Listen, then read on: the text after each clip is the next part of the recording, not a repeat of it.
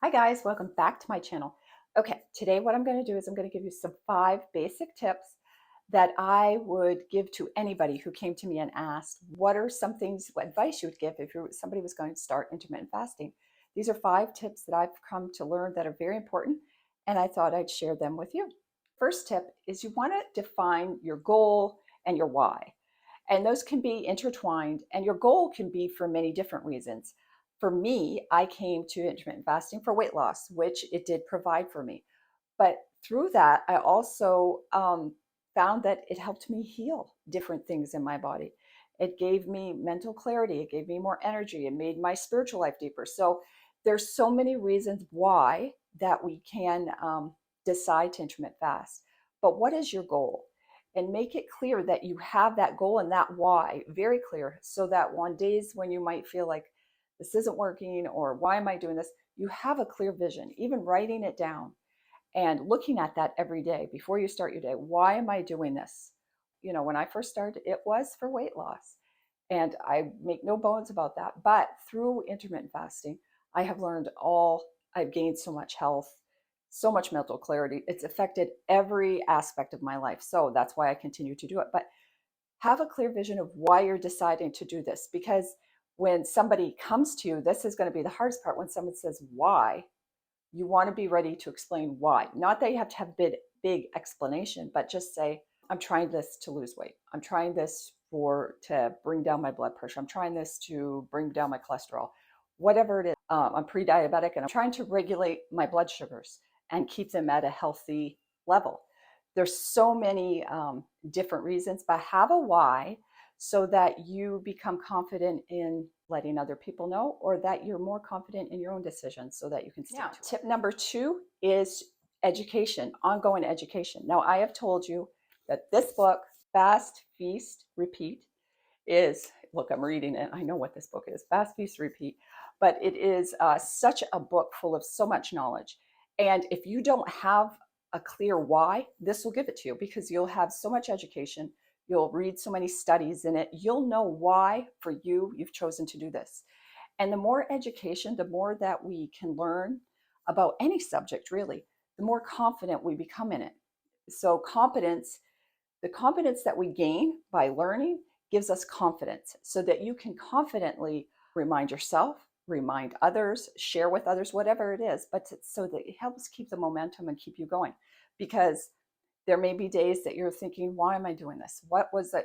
And just the knowledge will help that to be a lot shorter span of time. You'll clearly have the reasons in your mind and your heart of why you're doing this. And this book, it's not everything that I would say you need.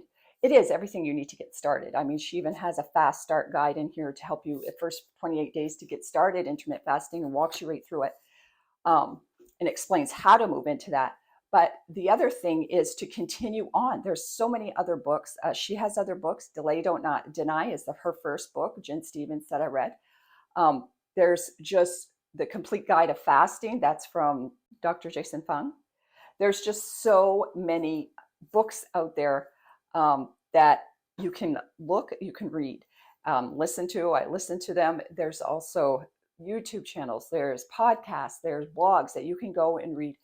And there's studies, Jen Stevens lists all her studies in here that you could go and research more and just get more knowledge, so that you know what you're doing, you know why you're doing it, you know how to do it, you know how to tweak it and change it up. But it's so important to keep on educating yourself in this, because it isn't just for weight loss. Intermittent fasting, as Jen Stevens says, it's a health program with the side effect of weight loss. Weight loss is just one thing you're going to get. And your why can be more than just weight loss. It can be weight loss, healing, clarity of mind, energy, all the things. And you want all the things if you can get them. So just learn about the process, about what it's doing for you, the health it's bringing you, and you'll be more apt to be able to share with others this beautiful, wonderful gift of fasting. Okay, and so tip number 3 would be to fast clean. Now, fast clean means that you can have black coffee, black tea, or water, clear water, just water. And the water can be sparkling or regular, or it can be mineral water. It can be hot or cold. The coffee can be hot or cold. The tea can be hot or cold. But That's all you can have. No sweeteners, no flavors, nothing added to it. This isn't a time for a party in your mouth. It is to your fasting hours, and you get to have in your fasting hours, you are blessed to be able to have water, coffee, and tea. And some people may say, well, I cannot do black coffee. Well, you can still do a clean fast with just water and tea. You don't need coffee. That isn't an absolute. You can drink coffee in your eating window and add to it what you want to add. But for the fasting hours, it's black. And this helps you to make sure that you're not raising your insulin, because even a slight flavor or even a thing like stevia, which doesn't have calories and it doesn't may not give your body a total insulin response, but the taste of it does start our body to release insulin. It can cause an insulin response. And the other thing is it just makes it more difficult. If you start to taste flavors, fruity or like a cinnamon, some people add cinnamon to their coffee, whatever it is, it's going to start something in your body. And even just that taste, even if it isn't sugar, but it's a sweet taste, it can cause your body to start to react and it can make you hungry. And then you're going to struggle through this fasting. Once you adopt the clean fast and you just do what you can do, the coffee, the tea, and the water, fasting becomes so much easier. You'll be able to go right through the fast without that hunger or that just struggling. And in the beginning, I did. I tried to put gum, sugarless gum, and I tried to add like a little bit of stevia to my coffee, thinking it wouldn't do anything because it was sugarless. It did. It made it hard. It made me hungry. It made me think, what else can I eat? What else can I sneak in? It was just not good. So don't play around with it. Just let's put on our big girl pants, our big boy pants, and know that this is what we can do in the fast: coffee, water, tea. And that way you're getting all the benefits that are coming to you, the autophagy, the weight loss, the mental, you're getting all the benefits and you're not jeopardizing your hard work. Okay, so tip number 4 would be keep busy. Make sure you're not hanging out in the kitchen, watching the clock tick by that during your fasting hours. Keep busy. We're so lucky because we all sleep all night, and those are counted. Those are fasting hours. So you've already fasted when you sleep. So you can start to add on to those hours, just depending on how long you've decided to start out with. If you follow the fast start guide in the fast feast repeat, that'll lay it out how many hours to start, how many hours to go fasting, or your eating window right in the beginning. So if you follow that, you're really good to go. And so then you just start adding and adding on time. I did it in the morning. The easiest part for me was in the morning. I got up and I just pushed breakfast back a little more, a little more, a little more, and got to extend my fasting hours. And now it's afternoon when I open my eating window usually.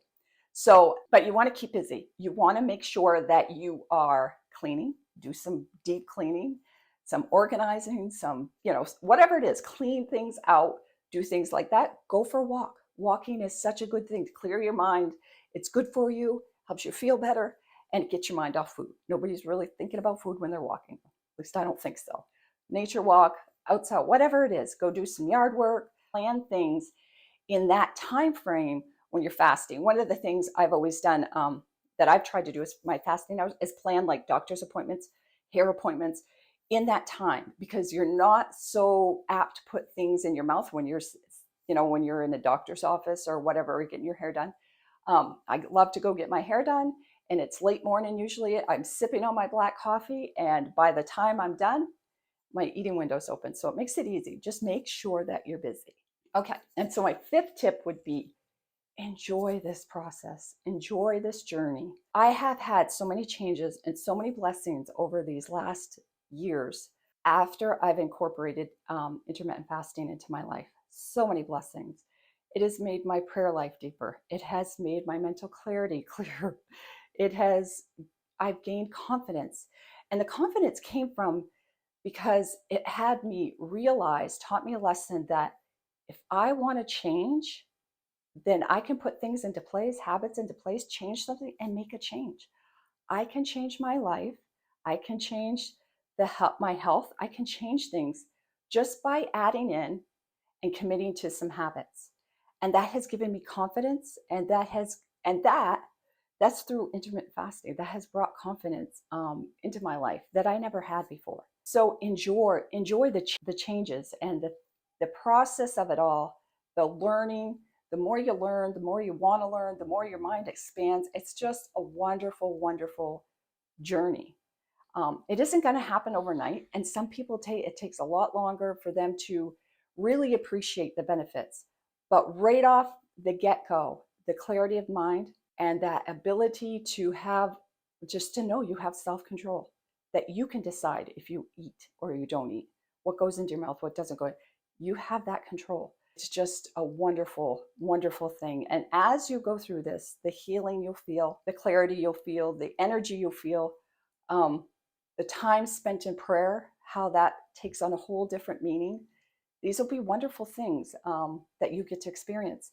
So I would even recommend journaling through this time. Journal your story as you are going through this process, because it is wonderful to look back on what your feelings or what you've written down and what you've experienced. And it also gives you a place, a basis that you could share with others, to share your story, because this is such a wonderful, wonderful thing for health.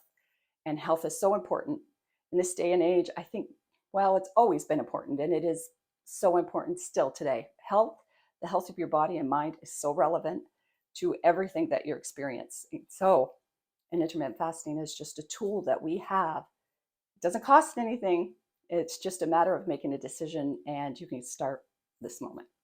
So those are my 5 tips for beginning your intermittent fasting. If you have any questions or anything else you'd like to know, leave them down in the comments below. I plan on probably doing a frequently asked questions video.